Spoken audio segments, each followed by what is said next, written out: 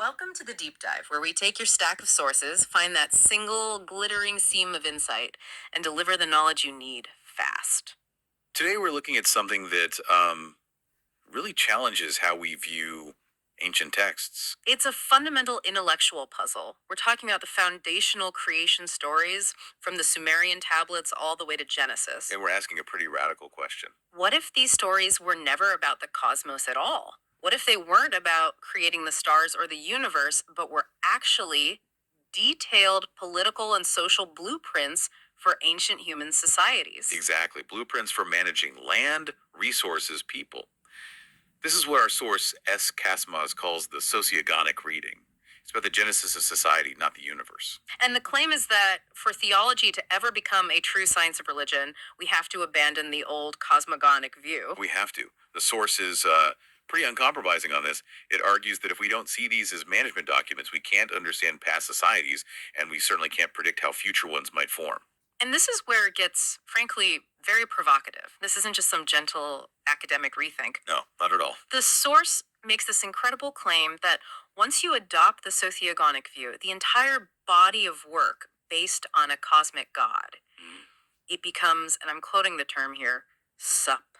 Which is Turkish for trash, intellectual trash. That's a staggering indictment of, what, thousands of years of scholarship? It is, but the logic behind it is that we've been assuming ancient peoples were concerned with abstract philosophy when, they were actually worried about survival. About borders, hierarchy, and who gets to eat what. Exactly. So the mission for this deep dive is clear. We're on the hunt for the operational rules of society, hidden under all these layers of cosmic misinterpretation. We're looking for the concrete facts that just don't fit the cosmic story. Okay, so if we're going with this premise that the gods were basically human managers, we need proof. Where does the old cosmogonic view start to, fall apart?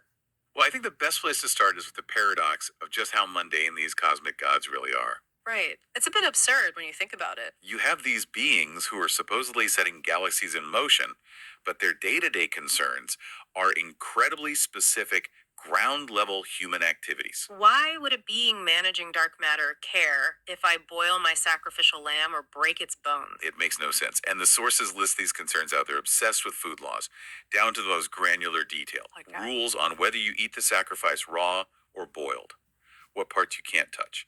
And then it gets into specific plants, lettuce, parsley, beans, chickpeas, designating them as halal or haram. It's less a divine decree and more like a municipal health code.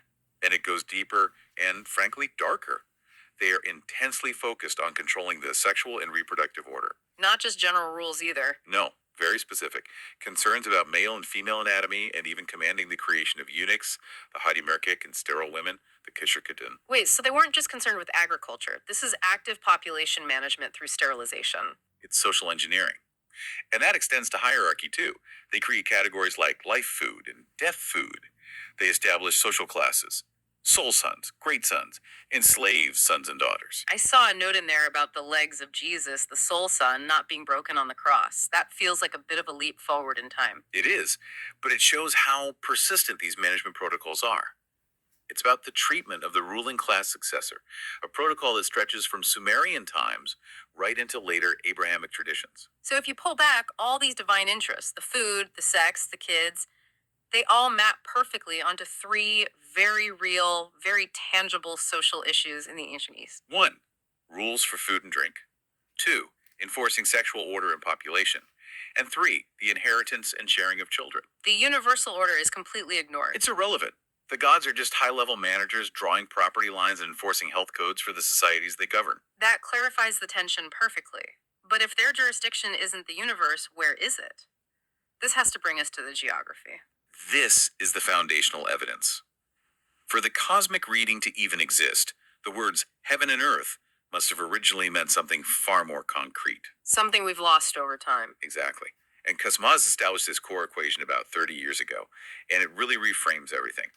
Guk, which is heaven, equals Akkad, and Yer, or earth, equals Sumer. So the gods and goddesses. They're the human society of Akkad, and the atoms, the Atomler, are the human society of Sumer. This wasn't a war in the heavens, it was a political rivalry on the ground. And the Euphrates River is the dividing line. It's not just a river, it's a border between two completely different cultures. Think of it like two rival states. On one side, you have Yer, or Sumer, that's the lower Euphrates in the south. They're settled agriculturalists with a temple economy, and they're culturally associated with black, with night. And on the other side of the river, You have Guk, or Akkad, the upper Euphrates, in the north. A herding culture, nomadic or semi nomadic, associated with white, with day. and crucially, because they were physically above them on the river, They naturally got the title of supervisor or manager. Terms like Eli, Ali, Oli, they just mean above or superior. so the terms we now read as cosmic, the Sumerian An, the Akkadian Amo, the Hebrew Amayim, they didn't mean the infinite sky. Not at all. They meant upper side or upper region. It was a directional name. Heaven was just the name for a specific superior territory, Akkad. It was about who was upstream and who was downstream. Okay, that geographical grounding then exposes a massive linguistic blender. It's how we got from sociology to cosmology. Let's look at the famous opening of the Babylonian creation epic, the Enuma Elisha. Right, the line is Enuma Elish la labushamamu. And the traditional translation is something like, when the heavens above had not been named, which everyone then takes to mean. That heaven didn't exist yet. And that one misreading drives the entire cosmogonic paradigm. But the sociogonic correction is actually pretty simple. It is. Lana Abu doesn't mean it didn't exist. It means it was unnamed in a political sense, without a specific social designation. The text is saying the upper region, Akkad, hadn't gotten its official political name yet. It's an administrative statement. Not a metaphysical one. And this is backed up by the verbs themselves, isn't it? The actual action words. Yes, this is the other critical mistranslation. Take this Sumerian phrase, Enlil Ankita Barabad. It's usually Enlil separated heaven from earth.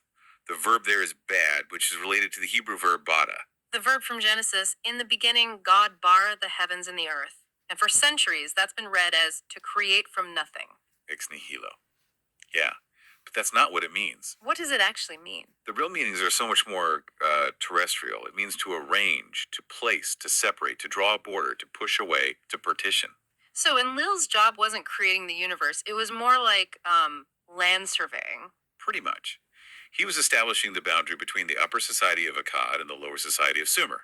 His concerns later on are about the chisel and the hoe agriculture, and sheep and goat herding, not astrophysics. And you can see that in Genesis, too. Clearly. The phrase Bereshit bar Elohim should be seen as God arranging or separating the upper and lower territories. And the text confirms this over and over with the verb badal and God separated. It's through a political partitioning, not a cosmic Big Bang. So if you're drawing borders and making food laws, what problem were they trying to solve? If we shift from creation to civilization, this framework seems to be about managing, well, savagery. That's a good way to put it. Religion, in this view, is a science of control. And the main savagery it's trying to control is cannibalism.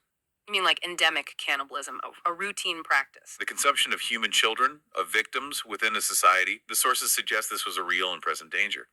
So the key civilizing step was to move beyond the physical act by using symbolic substitutes, animal totems. Which gives a whole new and honestly pretty startling meaning to some of these food laws. The big transition was achieved by eating a sheep or a lamb. Right, the sheep, or koyon, becomes the symbol for the human society, the inzan topumu. So you eat the sheep, not the person.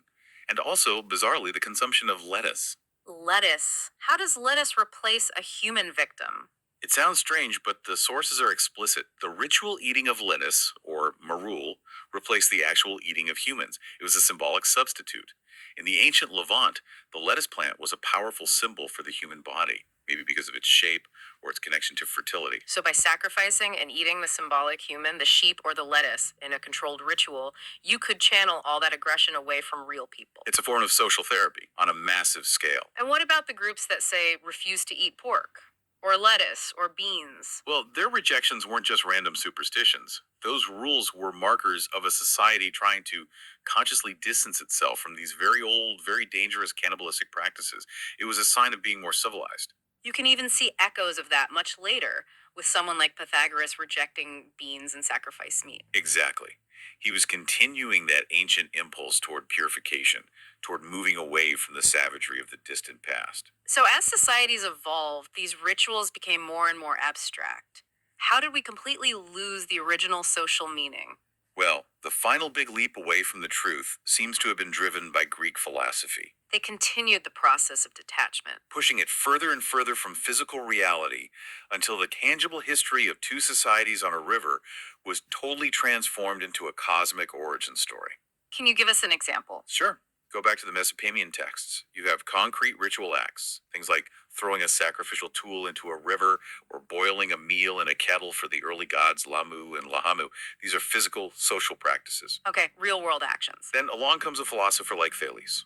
He takes these concrete ritual elements, the water, the fire, the earth, which were all just tools in the tablets, and the Torah for governing social acts. And he turns them into abstract philosophical principles. Precisely, they become the abstract substances of creation.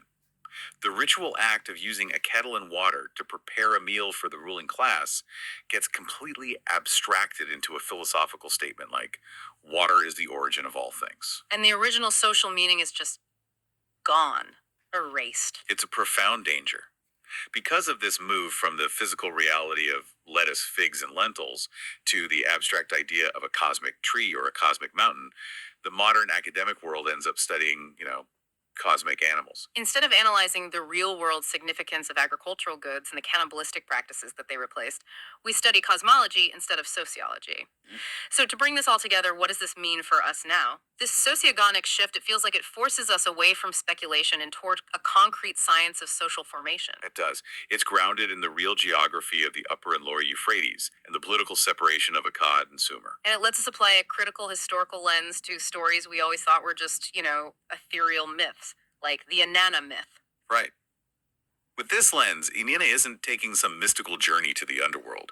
She's conducting a political tour, visiting known cities and regions in Sumer and Akkad and Yerenguk to establish her authority and control resources. It's a state visit, not a cosmic quest.